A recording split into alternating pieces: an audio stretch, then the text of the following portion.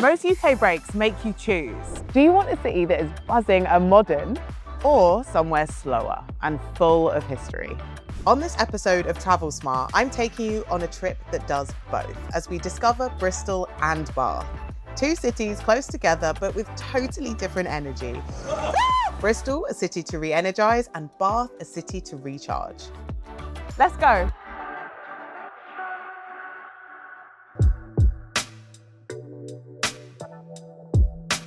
First stop is Bristol, and I cannot believe it's only an hour and a half from London, and it is such a nicer way to travel. No stress, no traffic, just countryside out the window and a bit of time to myself.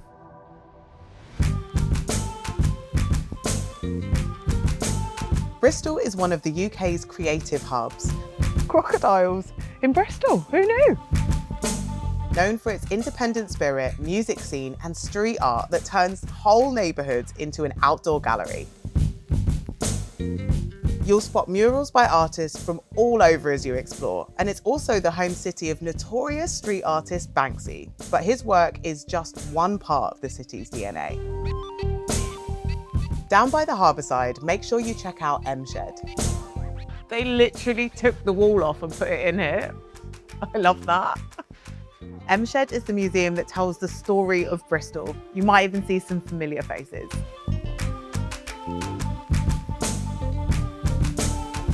M-Shed sits on Bristol's Harbourside, which is one of the best areas to explore on foot. It's packed with independent cafes and places to stop for food by the water.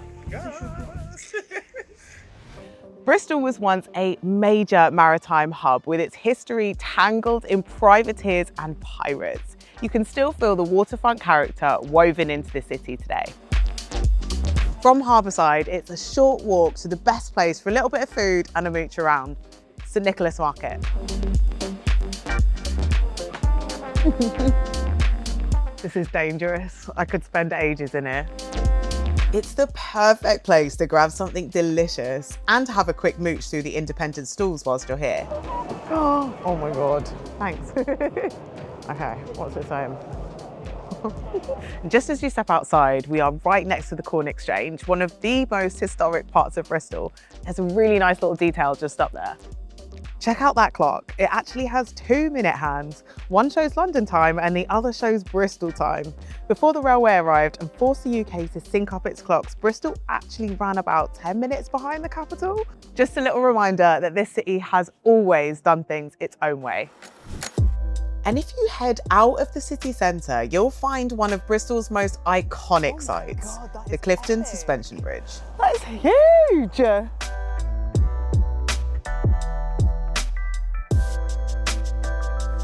This is gorgeous, isn't it? In the observatory, you can get a unique view of the bridge, and you have a choice to see it from above or down below. Above, at the top of the observatory, is one of the UK's last working camera obscuras. A camera obscura is an old school way of projecting a live 360-degree view onto a screen using a pinhole light and mirrors. It's basically CCTV, but Victorian. The Obscura has been here since 1829 and gives a full 360 panoramic view of the bridge and surrounding areas. Okay, I'm on the bridge and I'm gonna see whether the camera crew can spot me from the Obscura. Big waves. Hello! And down below, there's the Giant's Cave. Oh, this is eerie. It's a natural cave carved into the limestone cliffs of the Avon Gorge, and it leads you to a viewing platform with a cracking view.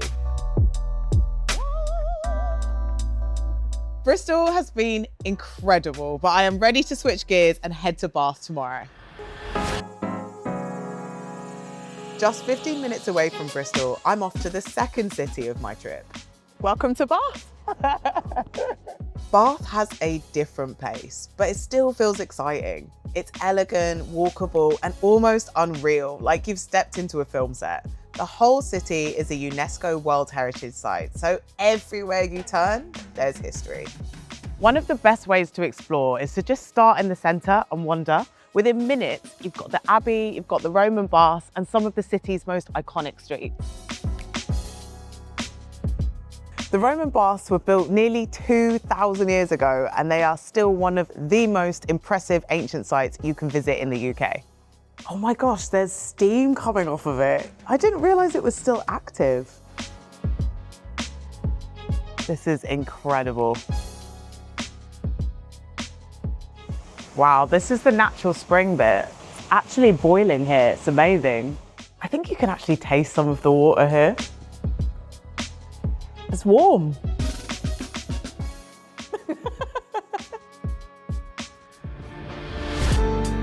Just a few steps from the Abbey is Guildhall Market. There's been a market on this site for over 800 years, and the building itself dates back to the 1860s.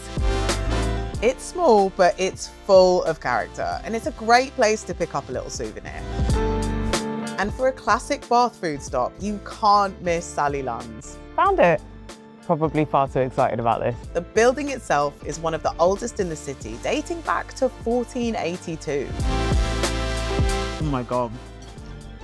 Is it a cake or is it a bun? You can have it sweet or savoury, and it's the perfect place to stop, sit down, and take a breather in between all of the sites. And if you want to dive into some of Bath's literary history, there's two museums sat side by side on the same street that tell completely different tales. My Bridgerton moment. Both writers lived in Bath for a time. Not sure what that is. But they saw the city through totally different eyes. Austen turned the city's high society into fiction. And Mary Shelley brought something far darker to the streets while she wrote Frankenstein here. Oh no. Oh no. To finish your trip, take it slow and head to Prior Park. This is gorgeous. This National Trust site has incredible landscape gardens and gorgeous Georgian architecture. Wow. And right next to it is a public footpath with dramatic views of Bath Skyline, giving you that classic postcard moment overlooking the entire city.